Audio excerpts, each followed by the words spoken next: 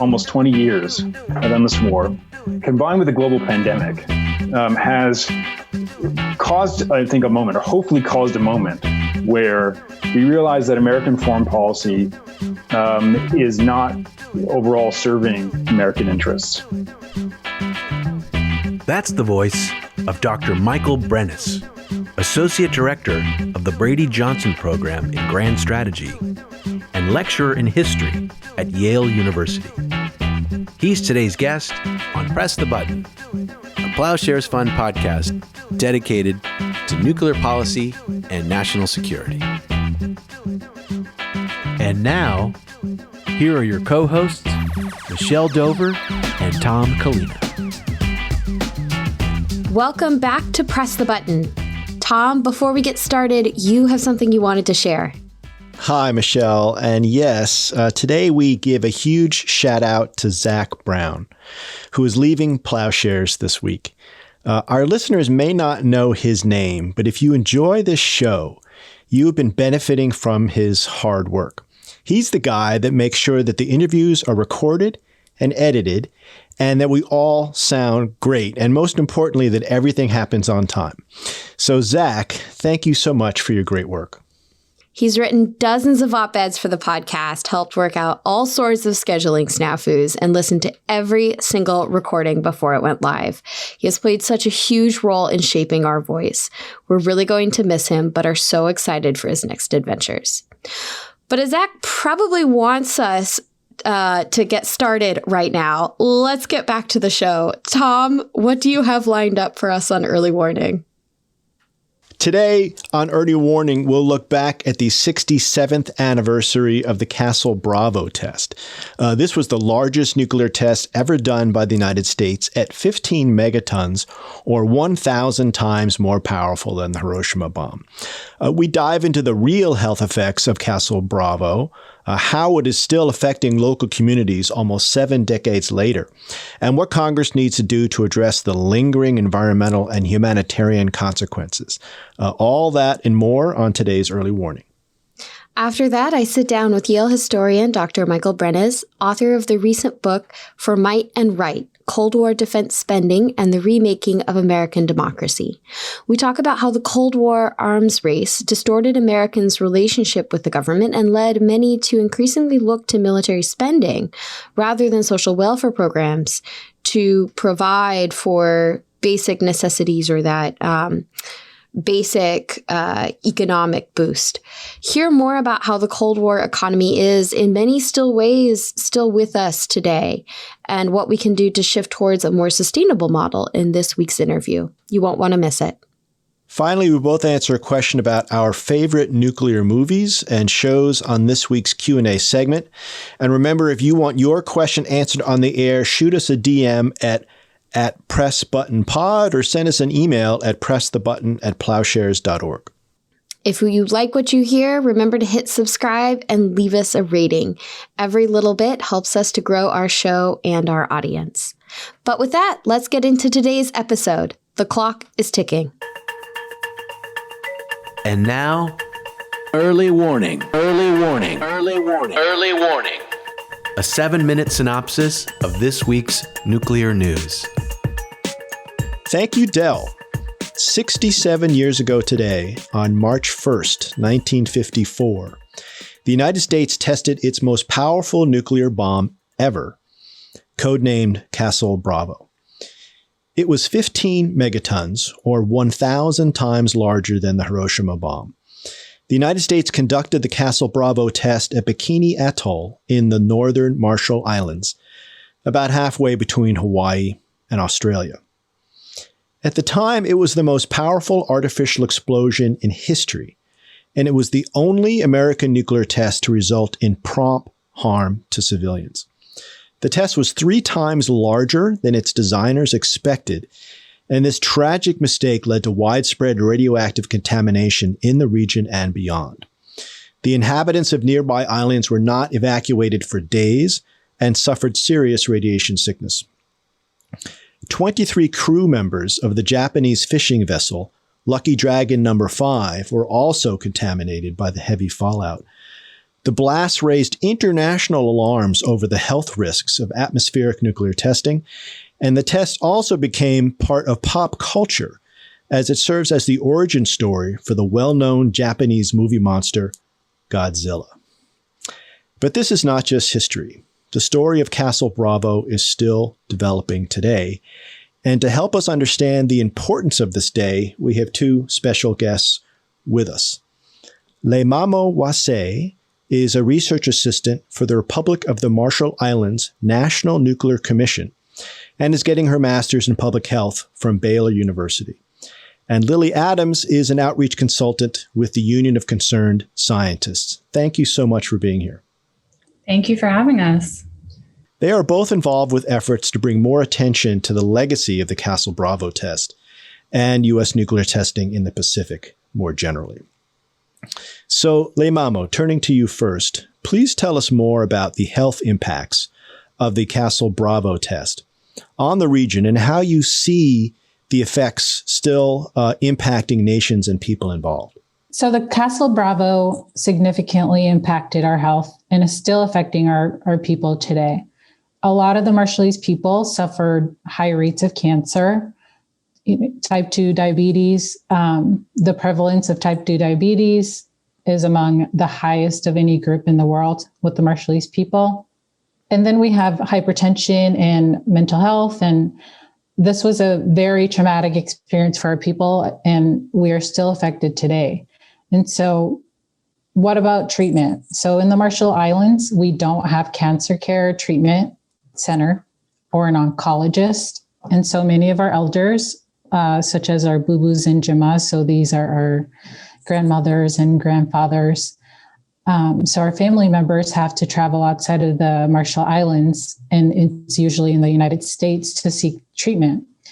And so also kind of relating this to more recent events, the Marshallese are being disproportionately impacted by COVID as a result of the nuclear testing and exposure to radiation. And so we're seeing a lot of intersections with the nuclear legacy with ongoing issues. And for both of you, what are groups you included working on to address this legacy, and what responsibilities does the United States still have towards the Marshall Islands, including what, if anything, Congress can do? So for me, as you mentioned earlier, I am a research assistant for the National Nuclear Commission, and I've really learned a lot about the events that occurred during the nuclear testing period. And it's really helped me connect with my culture and my history.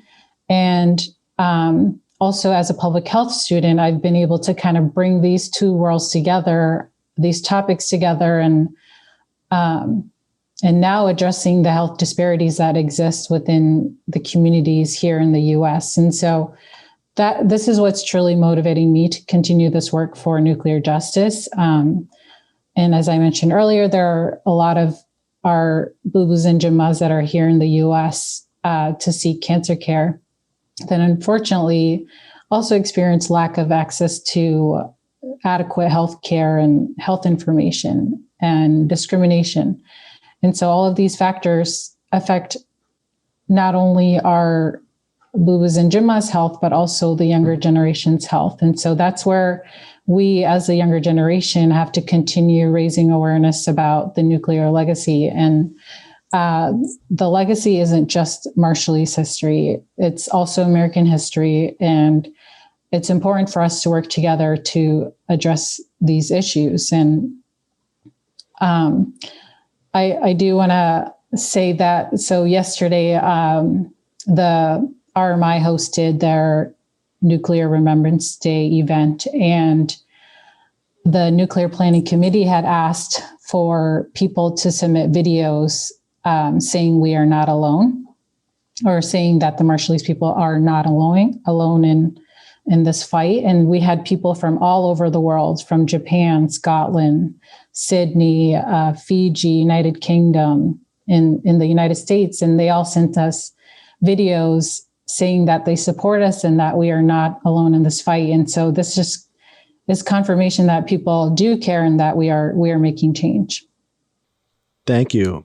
And Lilly, any additional thoughts you might have on a role for Congress?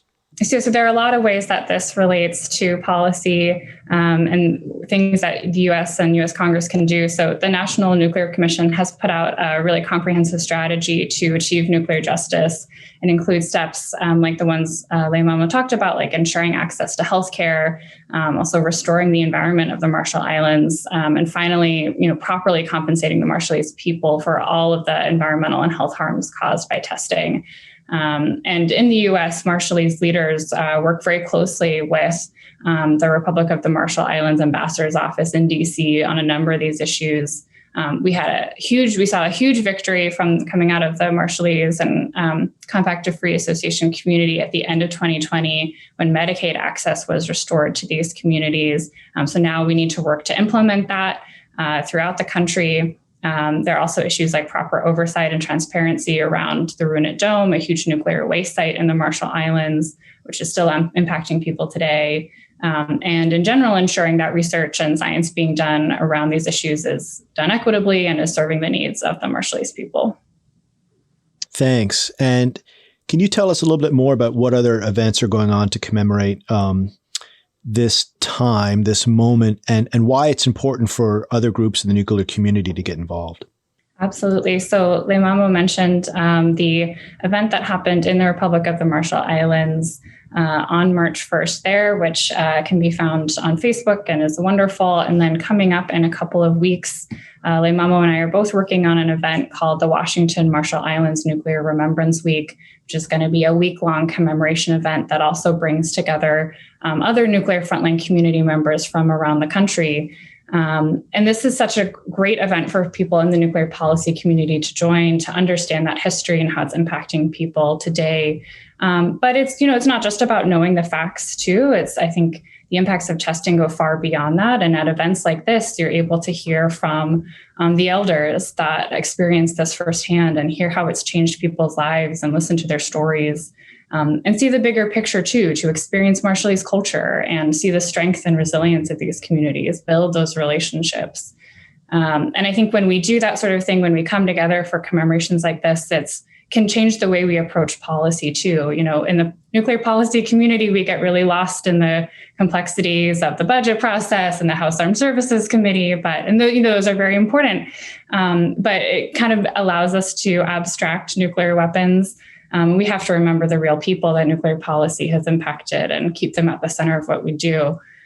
We have a lot to learn from the Marshallese community when it comes to policy. The Marshallese community has so many strengths and skills that they can offer in the policy world. They've done incredible work at the state and national level to pass policies in a bipartisan way that really builds community. So when we're talking about nuclear policy work,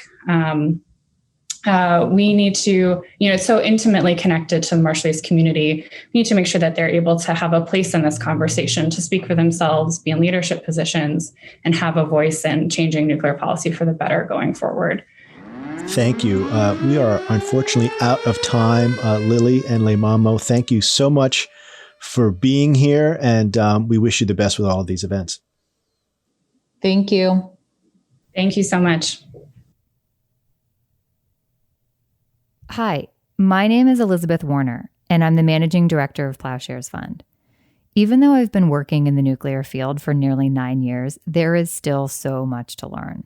That's why I'm a dedicated listener of Press the Button. I so appreciate each episode where I can get the top stories of the week and a deeper dive into critical conversations with thought leaders and experts in nuclear policy and national security. I'm also a proud supporter of Plowshares Fund. Did you know that many of the guests featured on Press the Button are supported by Plowshares? Since our founding 40 years ago, all of our work is made possible by individuals just like you. Curious, committed, passionate. If you like what you're hearing on Press the Button and want to support the work of Plowshares Fund, please donate today. Whether it's $5, $50, $500, your generosity helps create a safer future free from the threat of nuclear weapons. Visit plowshares.org today to make a donation. Or join me and make it monthly. Whatever you do, stay informed, stay safe, and stay connected. Together, we can create a world where nuclear weapons can never be used again. Thank you for listening.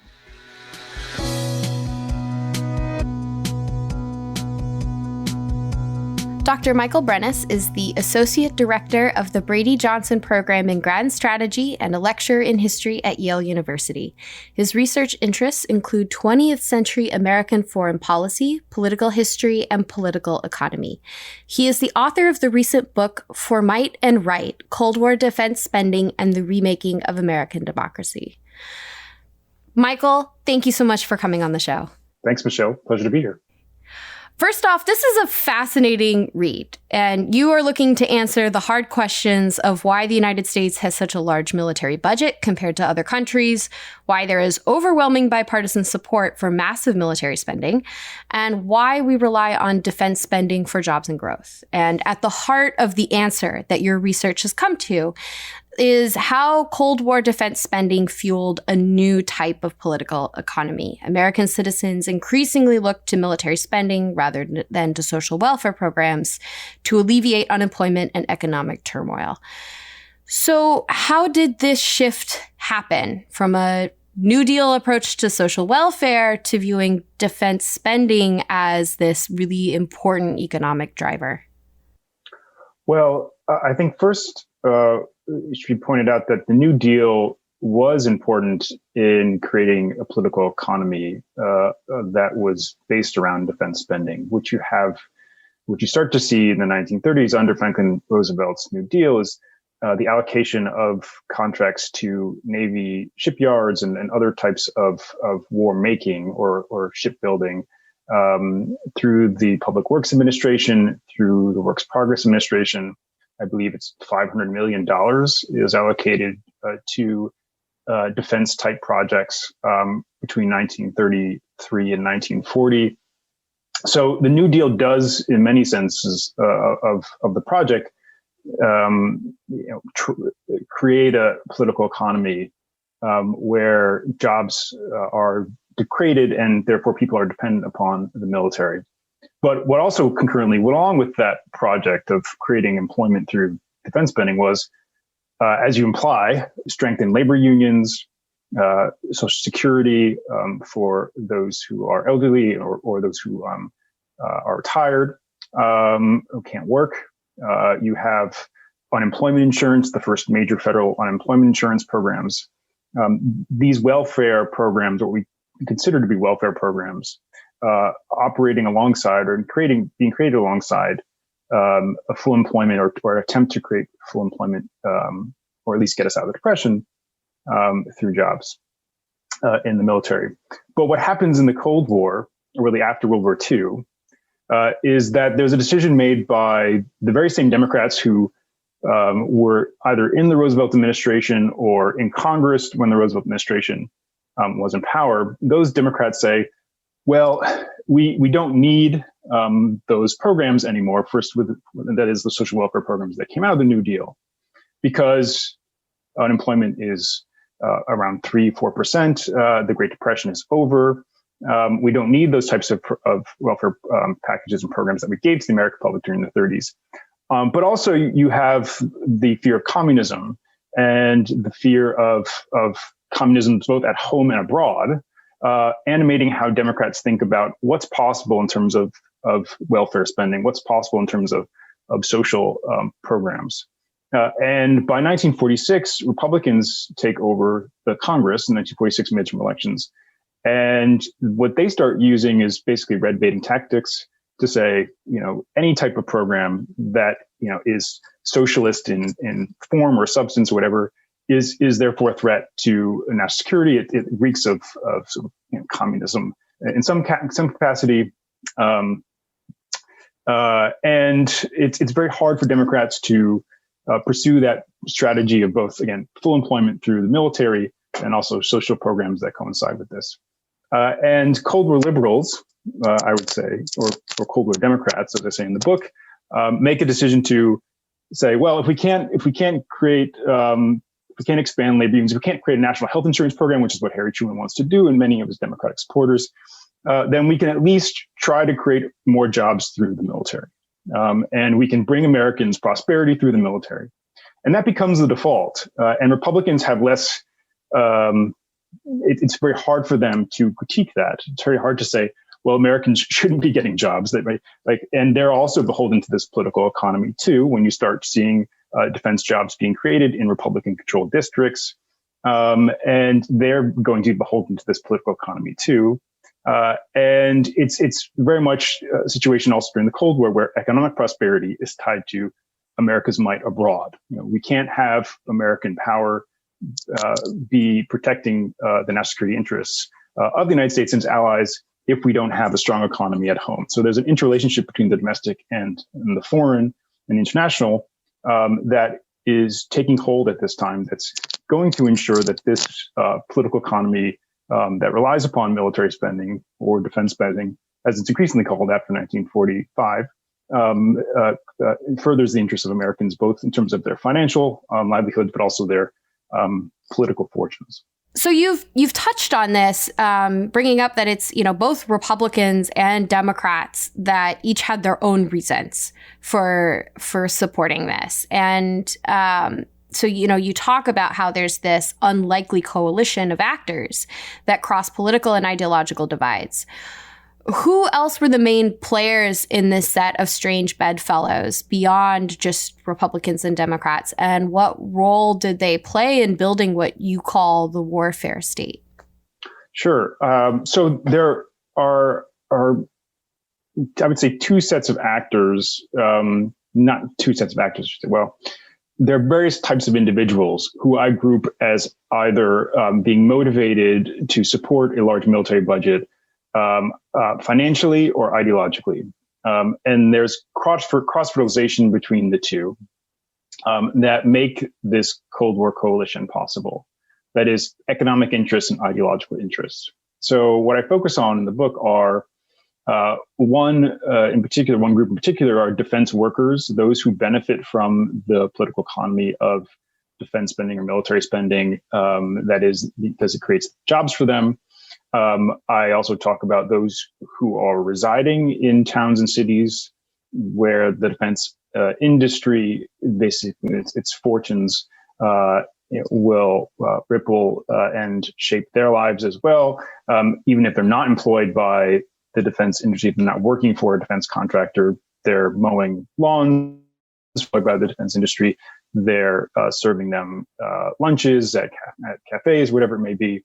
They very much are cognizant of the fact that if there's a drop in the defense budget, if there's fewer contracts coming into Grumman or Republic or Lockheed, wherever it may be, they're going to obviously feel the effects of that. So there's those sets of actors. And what I say in the book, and I think this is true, they're not politically militarists. They're not hawkish in many ways. They want the jobs that the defense industry provides, but they're not necessarily supportive of American foreign policy or its broader interests. You see that during the Vietnam War in particular, where a lot of the people who are getting jobs from the defense industry are very much opposed to the war. So there's those sets of actors, economic actors. There's also heads of labor unions and those who are, those employees who are in those labor unions, of course. So George Meany, who's the head of the AFL-CIO, Walter Luther, who's head of the UAW, the United Auto Workers. Those labor unions, those leaders of labor unions, they are also, of course, for economic reasons and ideological too, but economic reasons in particular, want to ensure that the Cold War defense budget, which Democrats and Republicans have promised is going to provide jobs for more Americans, does so, that their constituents are represented and their jobs are protected. But then you have, on the other side of things, these ideologically hawkish individuals, both, I would say, mostly obviously on the right, perhaps, but certainly on the left as well, or liberals, I would say, maybe not on the left, but liberals, who believe that the United States must fight a Cold War through massive defense spending. They can only defeat the Soviet Union and communism broadly through a massive defense budget. And those individuals are in Congress, of course, but they're also increasingly in think tanks by the 1950s and 1960s. They are publishing in magazines. You have conservative hawks in places like the National Review and other places, commentary by the 70s. And they are promoting a large defense budget, again, for these reasons, ideological reasons, but they're invoking the economic arguments as well in providing justification for their ideological positions. And those who are on the ground, that is, those defense workers, those who are, again, economically, materially benefiting from the defense industry, they're taking those ideological arguments and saying, well, yes, we're going to lose our jobs, but we also can't lose the broader fight against communism. And so there's this reciprocal relationship between the two that makes it quite powerful. And it's like, in many ways, the New Deal coalition, where you have African Americans alongside Southern whites who are obviously racist and support white supremacy and support Jim Crow, but yet they're still voting for Roosevelt and they're still supportive of the New Deal. I mean, obviously for what it brings to them in terms of allowing them to restrict the rights of African Americans, but voting for Roosevelt and the New Deal because it has material benefits for them, but also African Americans mobilizing for, behind Roosevelt because of the fact that the New Deal is giving jobs to Black Americans. It's giving some modest, very limited, but modest welfare benefits to African Americans in some capacity. So I think those types of coalitions, which I think are very American, or maybe they're universal in terms of how they operate, but those types of American coalitions of strange bedfellows working together for a common cause, even if they don't recognize it, even if they don't recognize themselves as being allies with individuals who aren't like them, whether physically or intellectually, they also, it's essentially shaping how politics works and who gets power and how power is ultimately represented in Washington, D.C. So you point to the Vietnam War and its aftermath as an inflection point for the Cold War coalition and America's approach more generally towards domestic and military spending. What was it that made this period so significant, and how did it shape what came after? What Vietnam does, it provides the not the first, but the most significant crisis moment for those who have supported the militarization of American foreign policy and a massive defense budget since 1945. Because what Vietnam proves is that all of America's military might, all the resources that the United States has poured into fighting communism, can't defeat a revolutionary, guerrilla army in Vietnam. And by the time the war proves that is by 1968, after the Tet Offensive, after you have many Americans after 68 no longer, as a majority of Americans, no longer supporting the war, it's quite evident that American military power is limited in what it can do to serve the interests of the United States and the broader world. And this is, of course, Vietnam is the turning point, a major turning point in the Cold War, that will lead to the amelioration of tensions, temporary, but amelioration of tensions between the United States and the Soviet Union under Richard Nixon and Gerald Ford under a policy of détente. And it will also mean, more particular for my interests in my book, a decrease in the defense budget. When Americans push back against increased military spending, you have, of course, also a very powerful, very vocal anti-war movement that starts taking, again, or has greater visibility. By 1969, the anti-war movement moves out of, physically necessarily, but the public visibility of it moves out of college campuses and universities and into the streets of America. There's a major march or protest of the Vietnam moratorium. 69, 71, there's also a major protest as well. And so you have a series of events, the quagmire of the Vietnam War, the reaction to the war by the anti-war movement, and the broader public consensus that indicates that and proves to many elected officials that we shouldn't be fighting this Cold War, at least not in the ways that we have been, coming to bear upon how we ultimately think about what military spending is and what it does and the purposes of it.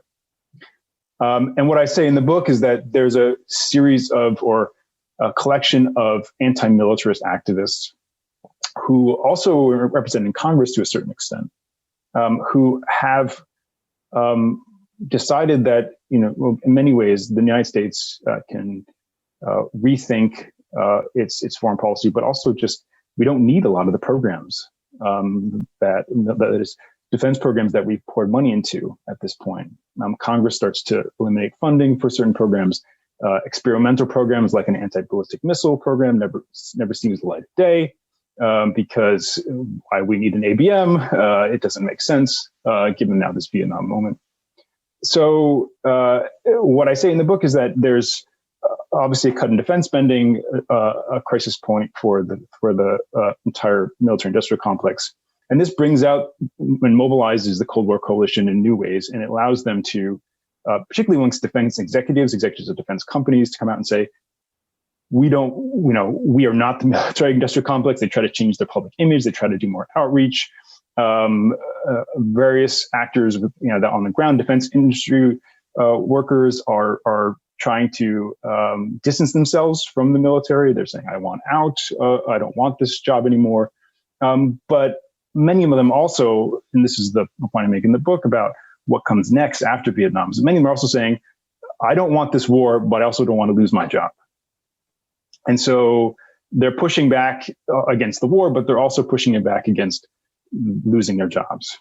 And there's a series of actors, mostly on the right, who take advantage of this moment, or will take advantage of this moment in later years, and say the American people, or I'd say, well, let me say this: the American government has abandoned you, or is less concerned about your interests, and also the anti-war movement there treats you poorly, and you can look to me to get you out of the recession you're in, which we are in recession. You can look to me to get your job back. You can look to me, that is, these actors on the right, particularly Ronald Reagan by 1976, to save you. And so this is also at a time that coincides with austerity, or increasing austerity in the larger economy. You have rising unemployment. You have what will eventually be called stagflation, rising inflation, and economic and overall wage stagnation. And what you start to see is that because of Vietnam, there's a drop in the defense budget. There's a crisis moment. There's a critique of the military budget, but also Americans who are dependent upon it get concerned and look for people, mostly again on the right, but some liberals as well, to come to their aid.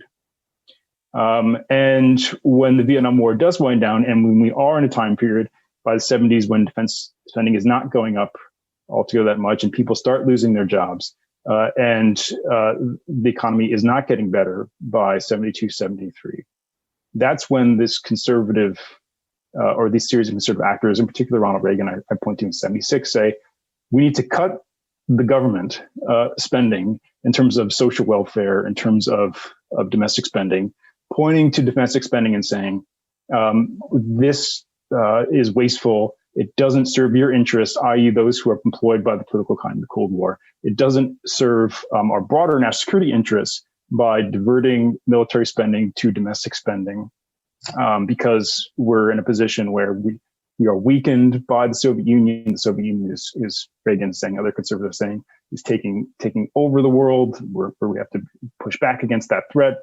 and can mobilize the Cold War coalition in ways that ultimately make it so that conservatism or conservative politics become more acceptable within the broader body politic. And that's going to shape what comes next, where you have, by the 1980s, Ronald Reagan promoting a massive military defense buildup, which he does, eventually builds up the United States military to its largest increase, or its largest increase since the 1960s, since Vietnam, but also gutting government programs in terms of welfare, but cutting labor unions or gutting labor unions, trying to cut other programs as well.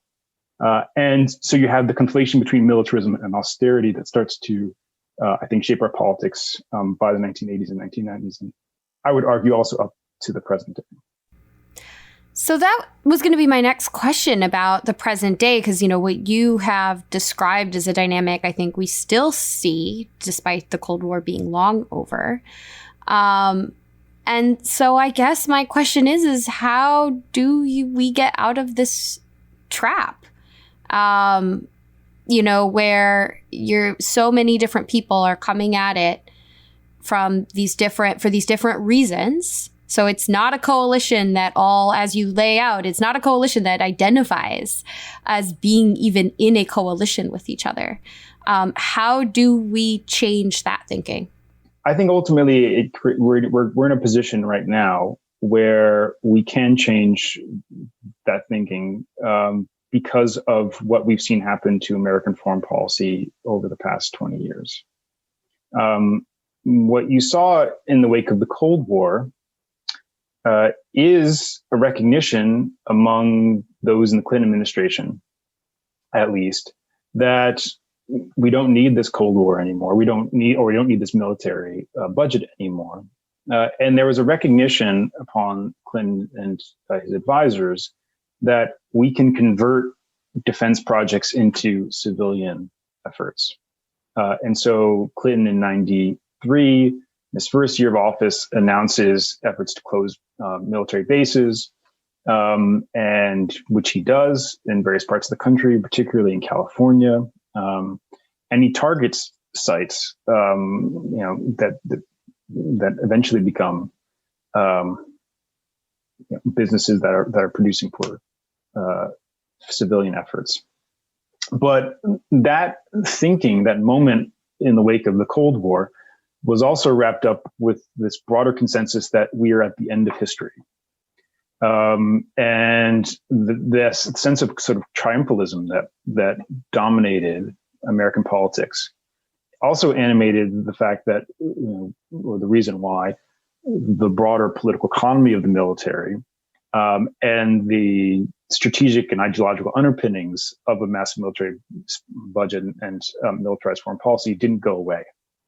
And this was the sense the United States won the Cold War, and we won the Cold War for these reasons, right? We won the Cold War because, and this is still out there today, this narrative is out there today. We won this Cold War because we outspent the Soviet Union in military spending.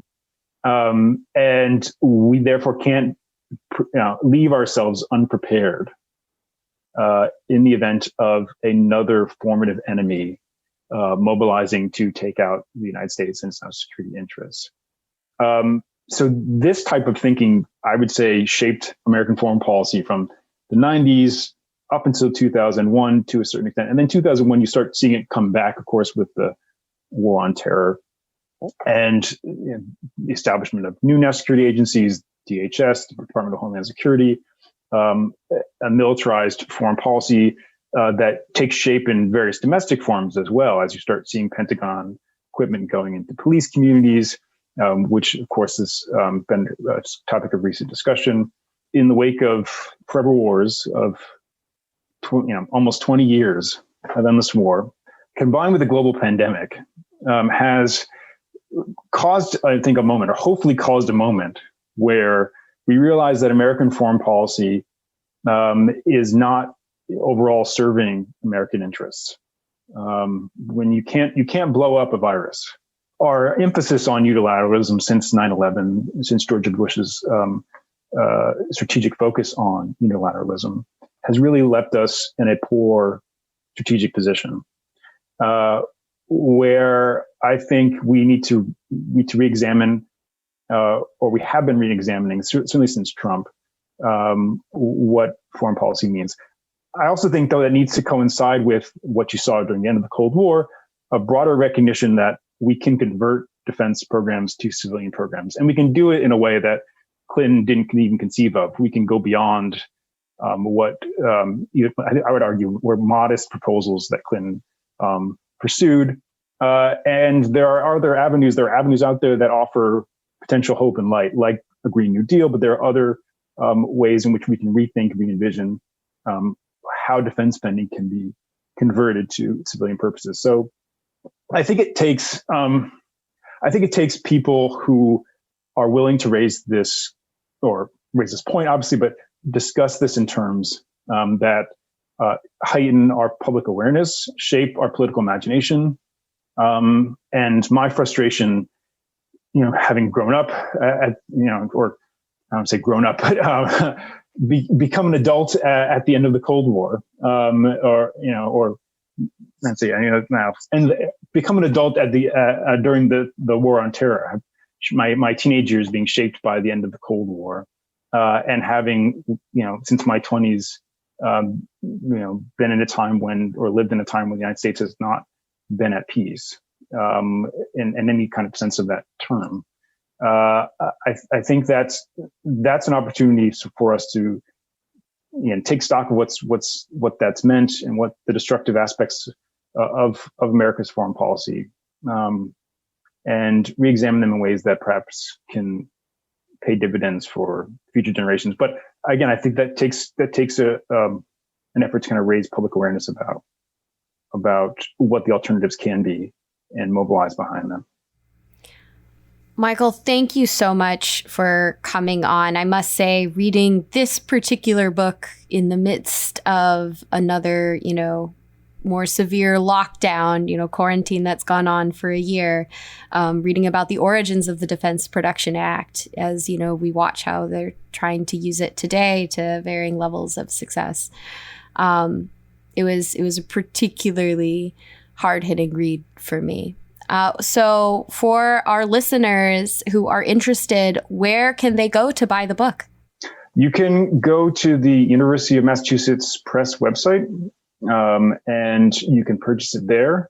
If you use discount code MAS003, you get 30% off the book. So I encourage you to go to the Mass Press website and buy it there. You can also buy it on bookshop.org, which is helping to support independent bookstores. Well, thank you so much. Thank you. Pleasure.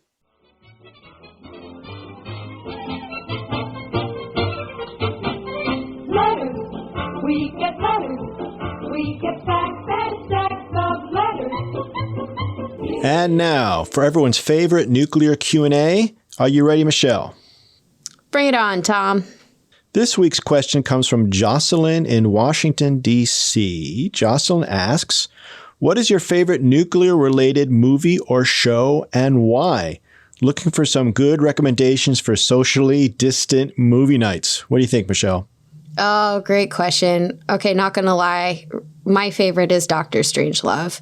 I know that's a classic, but, I will still quote why can't we all be sorry, Dimitri, when life just gets a little too absurd. The way that it breaks down, or the way that it pokes fun, I should say, at the techno jargon and the absurdity of mutually assured destruction is just still one of my favorites. I also really like Hiroshima Mon Amour, if you're looking for something that is maybe not as nuclear related, a French new wave film that really digs deep into what memory and recall means. What about you, Tom? Well, first, those are great. And I certainly agree that Dr. Strangelove is a must-see if you haven't seen it. If nothing else, to see Peter Sellers play so many different roles so brilliantly. He's a must-see.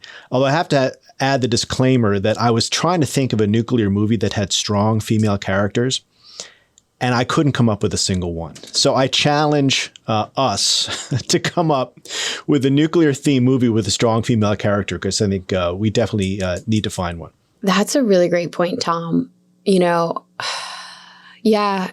Mon Amour is actually the only one I can think of that has a strong female lead. The other ones I would talk about, one is Failsafe, the original from 1964, with Henry Fonda as President of the United States. And most of the movie is just Henry Fonda with his translator sitting in a bunker in the White House talking to the Russians, trying to prevent nuclear war. And it's just a brilliantly done movie, ends tragically and chillingly, but it's a great cautionary tale on the nuclear world. The other is Crimson Tide, for a very different take on nuclear movies, this one in a submarine, with the crotchety Admiral Captain Gene Hackman, and the upcoming smart guy Denzel Washington, who tries to teach him how to do it. And it has one of my favorite nuclear movie quotes where Denzel Washington says, "In my humble opinion, in the nuclear world, the true enemy is war itself." And don't take our word for it. I would say there are 2 podcasts and an arts collective that you should also be checking out to learn more. Julie McDowell's Atomic Hobo has some great lists. I mean, I know, makes a huge case for Threads being one of the best nuclear movies out there. Tim Westmeyer's Supercritical podcast will review games and shows that come out, today or yesterday that have these themes. And then Lovely Amayam's Arts Collective Bombshell is really digging into some of the ways that atomic themes are presented in our culture through a variety of mediums. So definitely take a look at those 3 for other great ideas. But another week, another question. Thanks, Jocelyn. And remember, if you want your questions answered on the air, shoot us a DM at PressButtonPod or send us an email at pressthebutton@plowshares.org.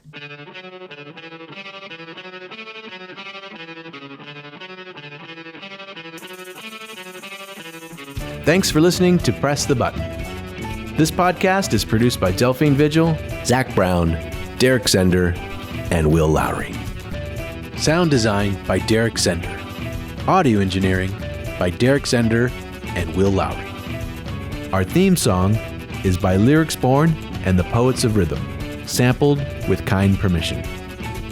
Additional music by San Francisco-based bands 17 Evergreen and the Society of Rockets.